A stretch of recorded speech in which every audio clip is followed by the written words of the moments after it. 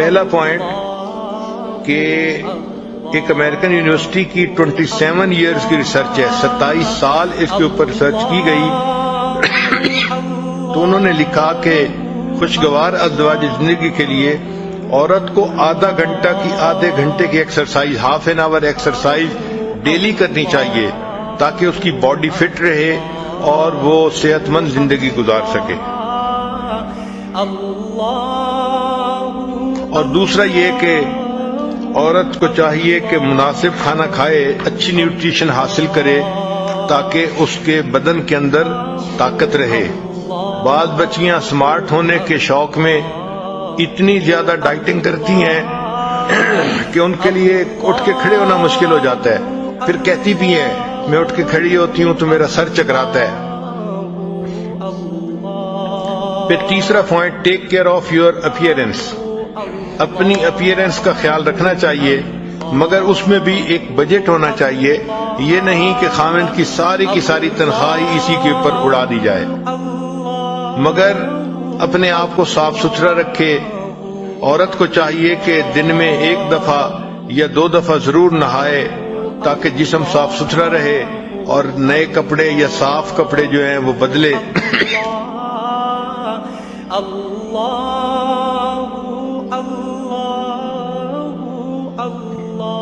پھر چوتھا پوائنٹ یہ ہے کہ نرشر انٹلیکٹ، کہ اپنے دماغ کو بھی خوراک پہنچانی چاہیے۔ اس لیے شادی شدہ عورت کو چاہیے کہ وہ کتابیں پڑھے اور ان کے بارے میں سوچے تاکہ اس کا جو برین ہے وہ کام کرتا رہے۔ پھر بی سافٹ اینڈ کمپیشنیٹ، یعنی لونگ، عورت کو چاہیے کہ نرمی ہو اس کی طبیعت میں اور اس کی طبیعت خاوند کے لیے لونگ ہونی چاہیے۔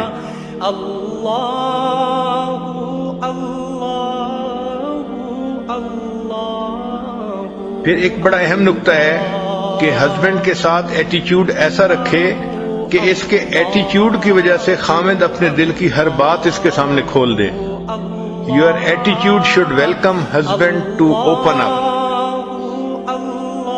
یعنی ایٹیچیوڈ ہی اتنا ہمدردی والا ہو، محبت والا ہو، پیار والا ہو کہ خاوند اپنے دل میں کوئی بات رکھ ہی نہ سکے، وہ اپنے دل کو اس کے سامنے اوپن اپ کر دے۔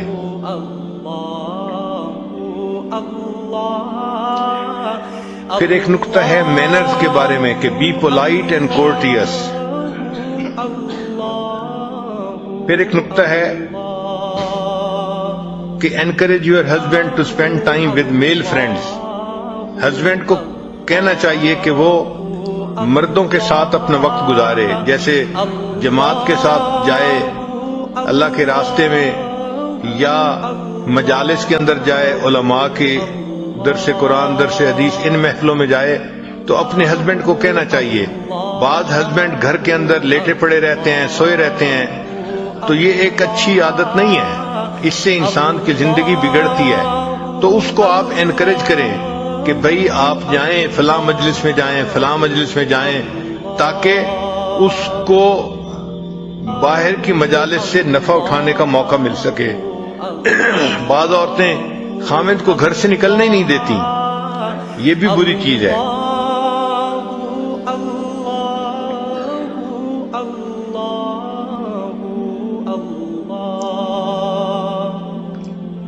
پھر جب ہسبینڈ باہر سے گھر آئے تو great your husband with smile and hug and I contact every day.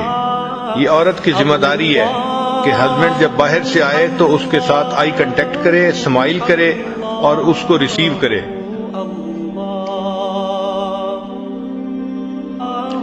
کوئی بھی کام گھر میں کر رہی ہو، drop everything and provide warm welcome, اپنے خاوند کو وارم ویلکم دے۔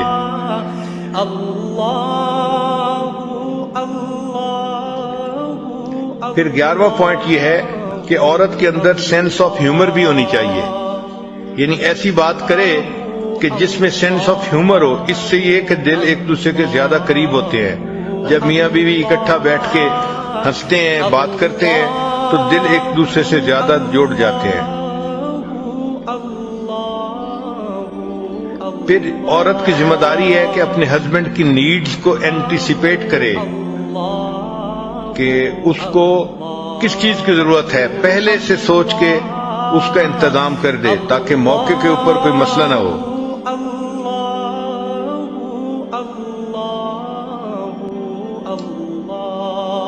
زندگی ایکٹیو ہونی چاہیے اور فن فیلڈ ہونی چاہیے۔ یہ فن فیلڈ لائف جو ہے یہ میرج کے لیے وٹامن کی مانند ہوتے ہیں۔ اور آخری نقطہ کہ عورت ہمیشہ اپنے آپ کو خادمہ ہی سمجھے، ہیو اے سرونگ ہارٹ، دل میں یہ فیصلہ کر دے کہ اللہ نے مجھے خدمت کے لیے پیدا کیا ہے، میں کنواری ہوں تو مجھے اپنے باپ بھائی کی خدمت کرنی ہے، میں شادی شدہ ہوں تو مجھے اپنے ہسبینڈ کی خدمت کرنی ہے، اور ہسبینڈ اگر فوت ہو گیا میں ماں بن گئی تو مجھے اپنے بچوں کی خدمت کرنی ہے۔ تو اللہ نے مجھے پیدا ہی خدمت کے لیے کیا ہے، لہذا خدمت کرنا ہی میری زندگی کا اعزاز ہے۔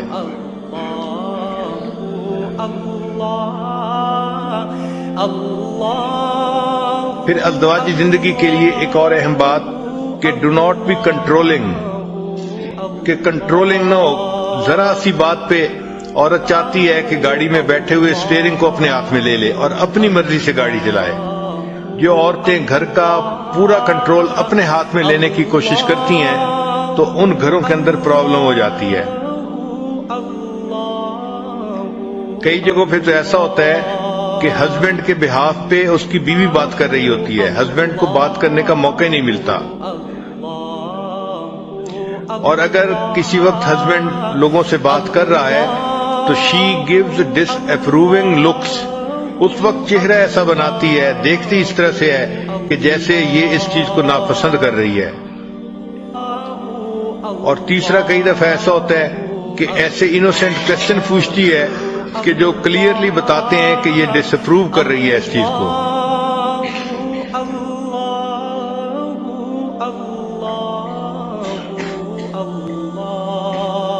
پھر بعض عورتیں دے گیو کاؤنٹلیس انوانٹیڈ سجیشنز، ان کو مشورے دینے کا شوق ہوتا ہے اور وہ کوئی ایک دو مشورے نہیں دیتی،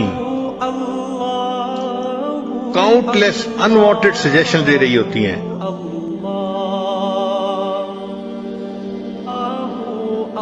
اسی لیے اگر خاوند گروسری کے لیے چلا جائے تو اتنے عیب نکالیں گی اس میں، اتنے کہ بندے کا دل چاہے گا کہ اگلی دفعہ میں نے جانا ہی نہیں ہے۔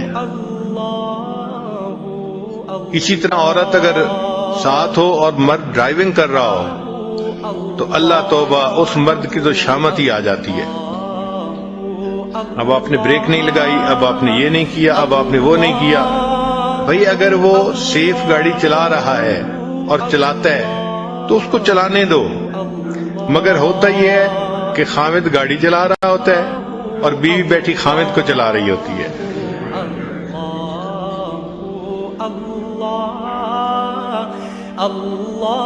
اور اس کی ریزن کیا ہوتی ہے کہ بعض عورتوں میں ایک بیماری ہوتی ہے، اس کا نام ہے ہیلپ سنڈروم، کہ ہر کام میں خواہ مخواہ پنگا لینا، اس میں دخل اندازی کرنا اور اپنا مشورہ دینا۔